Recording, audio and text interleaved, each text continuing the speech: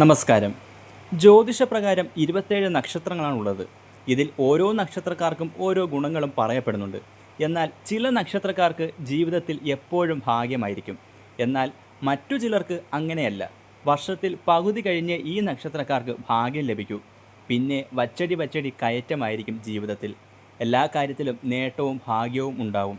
നക്ഷത്രങ്ങൾ: പൂയം, വിശാഖം, അനിഴം, മൂലം, തൃക്കേട്ട, അശ്വതി, ഉത്രട്ടാതി, ഭരണി, തിരുവാതിര എന്നീ നക്ഷത്രക്കാർക്കാണ് വർഷത്തിൽ പകുതിക്ക് ശേഷം ഭാഗ്യവും ഐശ്വര്യവും വന്നെത്തുന്നത്.